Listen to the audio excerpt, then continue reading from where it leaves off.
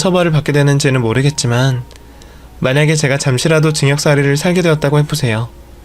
그러면 어머님은 그동안 누가 모시는데요? 그때 되어서는 누구 탓을 하시려고요? 저보고 바보 같다고 하실 거잖아요.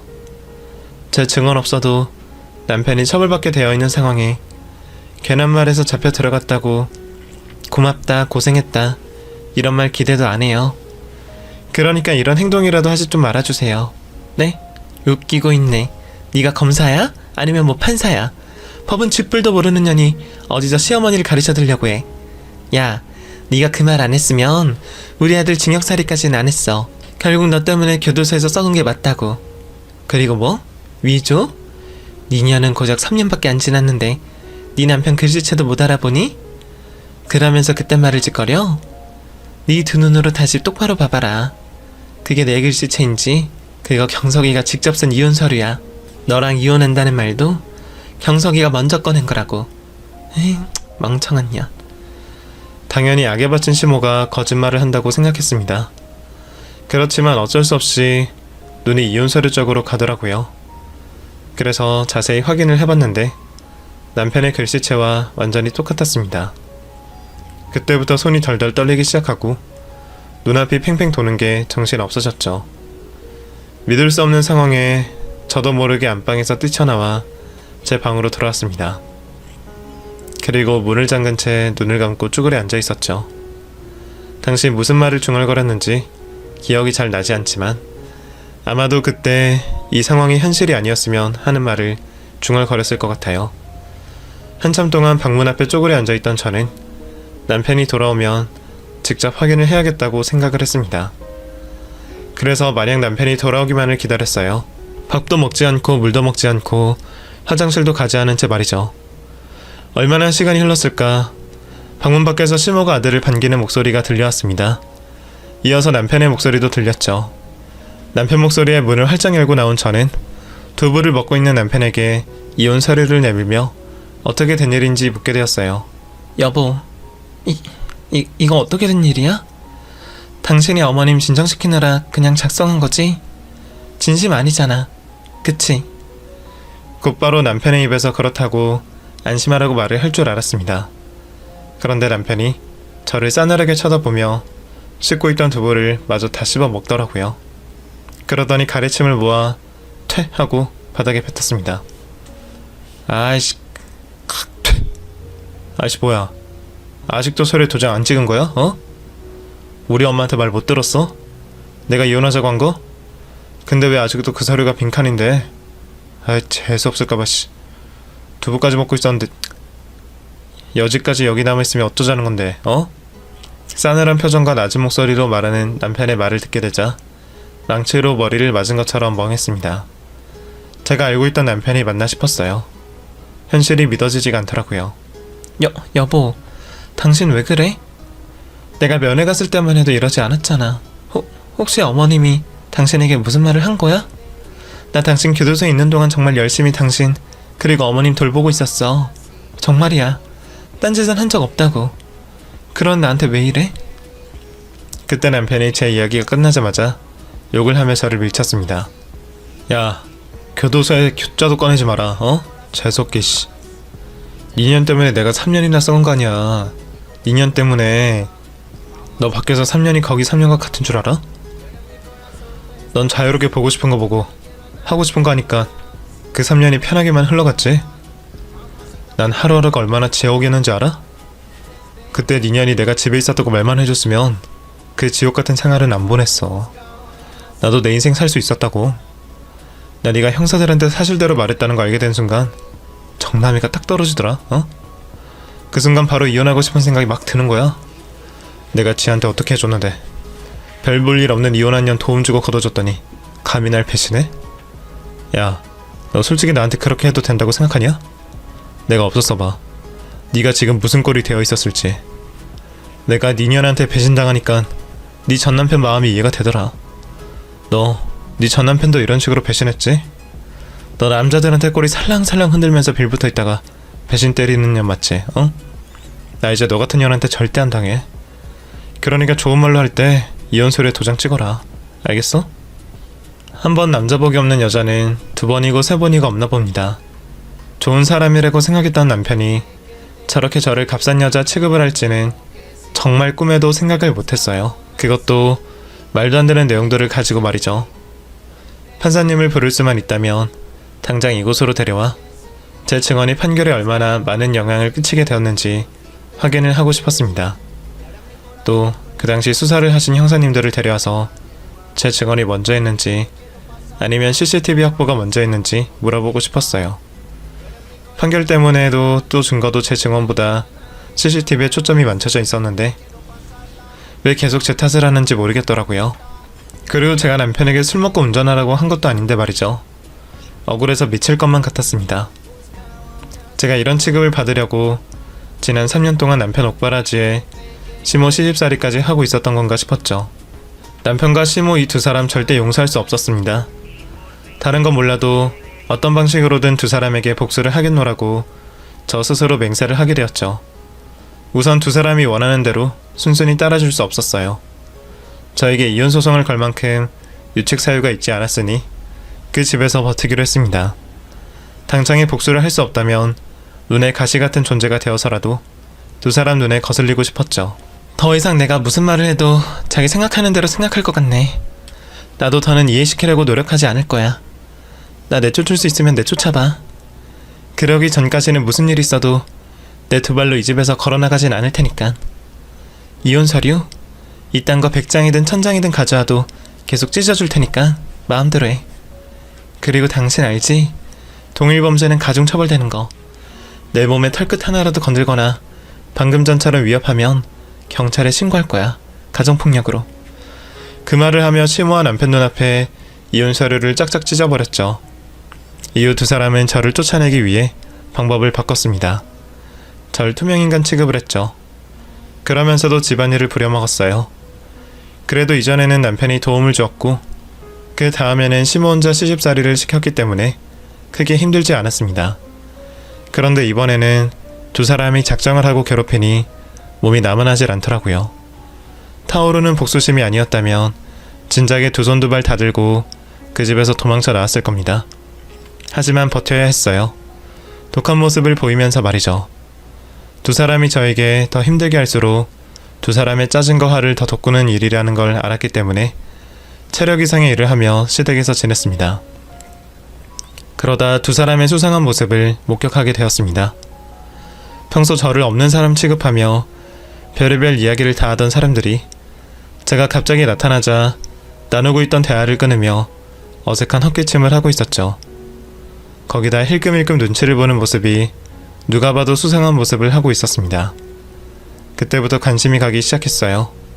도대체 무슨 이야기를 하길래 내가 들으면 안 되는 건지 궁금했습니다. 그래서 어색한 분위기를 눈치 못 챈 것처럼 행동하며 평소대로 집안일을 하는 척하고 두 사람 시야에서 사라져 주었죠. 제가 사라진 걸 확인한 두 사람은 끊어졌던 수상한 이야기를 다시금 시작했습니다. 아무리 생각해봐도 귀신이 고칼 노릇이라니까? 그게 분명히 있었는데 없어졌어. 엄마 착각하는 거 아니야? 블랙박스랑 SD카드 처리할 때 같이 처리한 거 아니냐고. 아니라니까? 엄마가 그런 것도 기억 못할까봐? 애초에 크기도 다른데 분명히 내가 방에 뒀었는데. 그럼 뭐야? 미애가 가져가기라도 했다는 거야? 걔가 그걸 왜 가져가? 뭘 알고 있다고? 쟤는 아니야. 제가 알고 있어봐라. 지금 저렇게 당하고만 있겠니? 벌써 가지고 경찰서 가지고 갔겠지 뭐. 근데 내가 너 오기도 전에 싹 다 찾아봤는데 없더라고. 내가 모르고 버렸나? 오히려 그냥 버려진 거면은 별 걱정 없겠는데. 그러니까 내가 빨리 처리하라니까. 뭐 집에 있으면 나오겠지. 엄마 말대로 버렸으면 진작에 부서졌겠고. 두 사람은 남편 차에 있던 내비게이션을 찾는 것 같았습니다. 그깟 내비게이션 얼마나 한다고 저렇게까지 찾나 싶었죠. 분명히 뭔가가 더 있을 거라고 생각했습니다. 그날부터 두 사람을 예의주시하며 작게 나누는 대화를 엿들어 보려고 노력하게 되었죠. 두 사람이 대화를 나눌 때면 발걸음을 조심하며 귀를 기울였습니다. 그러다 엄청난 사실을 알게 되었어요. 너무 놀라 소리를 지를 뻔할 정도였죠. 남편이 음주운전을 하고 경찰들과 폭행 시비가 있었던 그날 사건이 하나 더 있었습니다. 경찰을 폭행하기 이전의 말이에요. 음주운전을 하던 남편이 사람을 쳤다고 했어요. 처음에는 잔뜩 먹은 술로 인해서 사람을 친 줄도 몰랐다고 했습니다. 그러다 차량이 친 사람을 타게 되어 꿀렁하게 되자 그때 정신을 차리게 되었다고 했어요. 급히 밖으로 나가보니 웬 남자가 남편이 지나고 온 길을 뒤에 누워있었다고 했습니다. 움직임이 하나도 없는 채 말이죠. 남편은 그 남자가 차량에 치이는 순간 죽었다고 생각을 했다고 합니다. 그래서 남자를 차량에 싣고 사고 지점에서 최대한 멀리 달렸다고 했어요. 남자를 묻으려고 말이죠. 정신없이 달리다 사람이 잘 찾지 않을 만한 곳을 발견하게 되었고 그곳에 남자를 묻기로 했다고 하네요. 그런데 거기까지 와서 차량에 치인 사람을 꺼내보니 미약하게 숨이 붙어있다는 걸 알게 되었다고 해요. 잠시 고민을 하다 그냥 묻어버리기로 했다고 합니다. 뺑소니범에서 사람을 죽인 살인범이 된 거였죠. 그 남자를 묻고 난 이후 도저히 맨정신으로는 버틸 수가 없어서 길을 가다 중간에 술을 더 먹었다고 합니다. 그리고 음주운전에 걸린 경찰들과 다툼까지 가게 된 거죠. 폭행 사건으로 경찰서에 불려다니기 전 남자가 잘 묻혀져 있는지 혹시 자신이 실수는 하지 않았는지 싶어서 그곳을 여러 번 찾았다고 해요. 그래서 그 내비게이션에 남자를 묻은 장소가 찍혀 있다고 했죠. 내비를 찾은 이유가 바로 여기에 있었습니다. 그 내비가 남편이 살인을 했다는 결정적 증거가 되는 물건이었던 거죠. 그런데 그 중요한 증거인 내비게이션을 제가 가지고 있었어요. 나중에 남편에게 필요할까 싶어서 집에서 굴러다니는 걸 제가 보관하고 있었거든요. 그 사실을 알게 되고 나서 전 망설이지 않았습니다. 어쩌면 제가 두 사람에게 제대로 복수할 수 있는 유일한 기회일 수도 있었어요. 곧바로 제가 알게 된 사실을 경찰에 제보하게 되었고 집으로 형사들이 찾아올 때까지 살인사건의 유일한 증거품인 내비게이션을 잘 보관하고 있었죠. 남편이 사람을 쳤다는 사고 당일 이후에 한 남성이 실종 신고가 된 것을 확인한 형사분들은 제보를 했던 저에게 찾아왔습니다. 남편과 시모 입장에서는 연락도 없이 찾아온 형사분들을 보고 놀랄 수밖에 없었겠죠. 아무렇지 않은 척을 하고 있긴 한데 뭐 마려운 개마냥 불안 초조해하는 모습을 보였습니다. 그런 두 사람 앞에서 제가 가지고 있던 살인의 증거물인 내비게이션을 형사분들에게 넘겨주었죠. 제품에서 내비게이션이 나오자 두 사람 모두 눈이 휘둥그레지며 말을 다듬기 시작했습니다. 아니, 네가 이거를 어떻게 가지고 있어? 너 이게 무슨 물건인지 알고 일하는 거야? 그럼요. 제가 이걸 무슨 물건인지 모르고 형사분들에게 제보를 했겠어요? 두 사람 다 제가 어떤 마음을 품고 이 집에 붙어 있었는지 아셨으면 조심 좀 하시지 그랬어요. 뭐? 그럼 당신 지금 무슨 짓 하는 줄 알고도 이러는 거란 말이야? 당신 미쳤어? 날 또... 왜? 또 뭐? 뒤에 이어서 말해보지 그래? 형사님들 앞이라 그런 말 할 수가 없는 건가? 잘못 말했다가는 바로 이 자리에서 자백하는 꼴이 되어서? 당신들이 그랬잖아. 나보고 지혜비 교도소 보내는 년이라고. 당신들 말대로 하면 한 번 보냈는데 두 번, 세 번이고 못 보낼 것 같아? 죄 지은 게 있으면 바로바로 보내야지. 두 사람은 형사분들이 앞에 있어서 그런지 더 이상의 말은 못하고 부들부들 떨며 분노에 찬 모습을 보였습니다. 그리고 형사분들이 집을 떠나니 그제서야 아까 전에 못다한 말을 뱉기 시작하더라고요. 이 미친년, 감히 우리 아들을 또 깜빵에 보내려고 해? 네 년이 미쳐도 단단히 미쳤구나. 네가 한 짓이 지금 무슨 짓인지 알고 일하는 거야? 엄마, 지금 이럴 시간 없어. 우리 그쪽 가야 돼. 경찰들보다 빨리 가서 무슨 손을 써야지. 그래, 가봐. 나 당신들 이 집에서 나가는 순간 곧바로 전화할 거야. 여기 은닉한 시체 또다시 은닉하러 나간 것 같다고. 어쩌면 그럴 필요가 없을 수도 있겠다. 형사들이 바보도 아니고 거기를 그냥 두고 있겠어? 벌써 땅을 파고 있거나 아니면 지키고 있는 사람이 있겠지. 당신 정말 이럴 거야? 어? 당신 요 몇 달간 당한 일 때문에 그런 것 같은데 그건 당신이 잘못을 해서 당한 거야.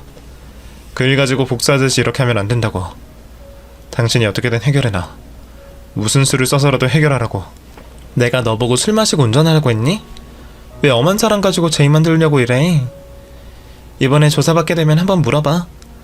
범죄 현장에 찍힌 CCTV 같은 증거가 중요한지 아니면 사람 증언이 더 중요한지. 아, 이번에는 CCTV가 아니구나. 당신 내비게이션이지. 사람 밑도 끝도 없이 죄인 만들어서 지금까지 시집살이로 옥살이로 부려먹었으면 된 거지. 사람을 헌신짝처럼 갖다 버려? 설령 내가 당신을 배신을 했다고 해도 3년 동안 그 짓거리 하고 있었으면 된 거 아니야? 당신이 저지른 죄 내가 밝혔다고 해도 당신이 죄를 안 저지른 건 아니잖아. 이렇게 되니까 당신이 한 말이 떠오른다. 당신이 그랬지? 내가 당신 말대로 거짓말했더라면 상황이 어떻게 변했을지 모른다고. 나도 한번 이야기해볼게. 당신이랑 당신 엄마가 출소한 날 이후 나에게 잘해줬더라면 오늘 이 상황 어떻게 변했을지 몰라. 어때? 이제 후회가 좀 돼? 그리고 당신 이제부터 알아보면 되겠지만 이번에는 겨우 3년 정도로 안 끝날 거야. 아주 오래 있을 거라고. 어머님 그렇게 아끼시는 아들 이번에 교도소에서 평생 썩을 것 같아요. 농담이 아니라 진담이에요. 앞으로 건강관리 잘 하셔야겠어요. 앞으로는 집안일 대신해줄 사람도 대신 돈 벌어다줄 사람도 똑바라지 할 사람도 없을 테니까. 그렇게 귀한 아들 교도소에서 평생 썩어가는 모습 두 눈으로 잘 봐두세요. 제 말을 듣고 평소 고혈압을 앓고 있던 시모는 그 자리에서 쓰러졌습니다. 남편은 쓰러진 시모를 보살피기 바빴고 저는 그 틈을 타 그 집에서 나오게 되었죠. 이후 다른 지역에 잠시 몸을 숨기고 형사들에게 수사 진행이 되는 과정을 확인하고 참고인 조사도 받으며 시간을 보냈습니다. 이후 제가 형사분들에게 건넨 내비게이션으로 인해 남편이 은닉했던 시신을 발견할 수 있었고 얼마 뒤 남편은 조주의 가능성이 인정된다며 구속수사를 받게 되었죠. 남편은 구속수사를 받기 전 남아있는 증거물을 모두 없애기 위해 당시 사고 차량을 폐차시키려고 했지만 다행히 경찰분들이 먼저 움직여서 폐차 직전에 확보를 하게 되었다고 들었습니다. 그리고 차량 내부의 DNA 검사 결과 시신으로 발견된 남성분의 DNA가 검출되었다고 했죠. 결국 남편은 도로교통법 위반, 살인 및 시체 유기로 처벌을 받게 되었습니다. 그런데 남편이 교도소에 수감이 된 이후 저에게 연락이 왔어요. 제발 교도소로 면회를 와달라고 하더라고요. 무시를 할 수도 있었지만 제 두 눈으로 보고 싶었습니다. 또 비웃고 싶었죠. 범죄자로서 앞으로 남은 인생의 거의 전부를 그 안에 있어야 할 텐데 그런 자신과 자유의 몸인 저의 차이를 느끼게 해주고 싶었어요. 그래서 남편이 부탁을 한 것처럼 교도소로 찾아가게 되었습니다. 그렇게 찾아간 교도소에서 남편은 아주 우스운 이야기를 하더라고요. 여보, 이렇게 찾아와줘서 고마워. 당신이라면 찾아와 줄 거라는 거 알고 있었어. 당신 이렇게 좋은 사람인데 내가 잠시였지만 너무 몹쓸 짓을 했지. 미안해. 그때 나도 내가 왜 그랬었는지 이해가 안 가. 아무래도 죄책감 때문에 불안해서 더 그렇게 행동한 것 같아. 내가 많이 미안해. 과거에 사과하고자 불렀을 건 아닌 것 같고 그래서 날 부른 진짜 목적이 뭔데? 그게 솔직하게 말할게. 나도 그리고 우리 엄마도 당신에게 용서받을 수 없다는 짓을 했다는 걸 잘 알아. 그런데 미애야, 우리 엄마 돌봐줄 사람이 필요해. 그날 그렇게 쓰러지시고 많이 불편하셔. 우리 두 사람이 당신에게 잘못한 건 알지만 그간 우리가 지내면서 쌓아온 정이 있잖아. 많이 믿겠지만 그때 그 정을 생각해서라도 우리 엄마 옆에서 돌봐주면 안 될까? 내가 그렇게만 해준다면 엄마한테 말해서 남은 재산 너에게 다 상속해달라고 설득할게. 아니 그 외에도 너가 들어달라는 부탁 다 들어줄 거야. 쟤는 미워해도 사람은 미워하지 말라고 하잖아. 엄마 몸도 상하지 않아서 이전처럼 널 괴롭히지 못할 거야. 그리고 우리의 이해관계 다 떠나서 엄마가 너무 불쌍하잖아. 하나 있는 아들은 교도소에서 평생을 썩어야 하고 고혈압으로 쓰러지신 우리 엄마는 평생 장애를 가지고 있는데 보살펴줄 사람 하나 없고. 너 착하고 좋은 사람이잖아. 우리 엄마 좀 도와줘. 너 정말 나를 바보 등신으로 생각하는구나. 아니면 너 사고 자체가 이상하거나. 내가 그런 일을 겪었는데 네 엄마를 보살피라고? 내가 미쳤니? 안 그래도 네 엄마 쓰러지고 반병신 되었다고 하길래 얼마나 캐절을 부르고 있었는데. 이런 게 다 자업자득 아니겠어? 그러게 왜 사람을 못 살게 굴어? 왜 사람 말을 안 믿냐고. 나 너네 엄마 하나도 안 불쌍해. 오히려 아주 고소해. 나도 시간적으로 경제적으로 여유만 있으면 네 엄마 옆에서 빌빌거리는 거 보고 싶어. 자기 몸 하나 몸 가누는 사람 보면서 약 올리는 게 얼마나 재밌겠니? 근데 나도 먹고 살려면 일을 해야지. 그리고 재산 상속이 있단 말 하는데 내 상황 걱정하는 척 하지 말고 네 걱정이나 해. 너 이제 곧 나랑 이혼소송 들어갈 거니까. 오늘 온 것도 겸사겸사 찾아온 거야. 네가 얼마나 비참하고 웃긴 꼴을 하고 있는지 보고 싶었거든. 이전 수감 때는 내가 물러터져서 교도소에 있는 너를 걱정하고 있었잖아. 근데 지금은 마음껏 즐길 수 있을 것 같아서 앞으로 이혼 소송하면서 볼 수 있을까 모르겠네. 이게 마지막일 수도 있으니까. 작별의 인사하고 갈게. 평생 너네 엄마 걱정하면서 여기서 잘 썩어. 그럼 안녕. 이후 저는 예정대로 남편과 이혼 소송을 하게 되었고 큰 문제 없이 갈라설 수 있었습니다. 이혼 소송을 하면서 살고 있는 지역을 옮기기 전 지금도 음식 장사를 하면서 지내고 있어요. 이제는 더 이상 남자를 만나지 않으려고요. 아무리 좋은 사람이 나타난다고 해도 남자라고 하면 징글징글합니다. 이전에도 남자에게 목을 메고 살았던 건 아니지만 앞으로 평생 나 혼자 살아가겠다고 마음을 먹게 되니 오히려 제 삶에 대해 더 즐길 수가 있게 된 것 같아요. 삶의 질을 더 챙긴다고 해야 할까요? 하여튼 단 하루를 살더라도 재미있고 보람차게 살려고 노력 중입니다. 그래서 40이 넘게 보내온 제 인생 중에 지금이 가장 행복하네요. 계속 행복하게 지내려 노력할 겁니다. 저의 자유로운 인생을 즐기기 위해서 말이죠. 여러분께서도 어떤 상황이시든 자신을 위해서 행복하셨으면 좋겠네요. 그럼 모두 행복하시고 안녕히 계시길 바라겠습니다.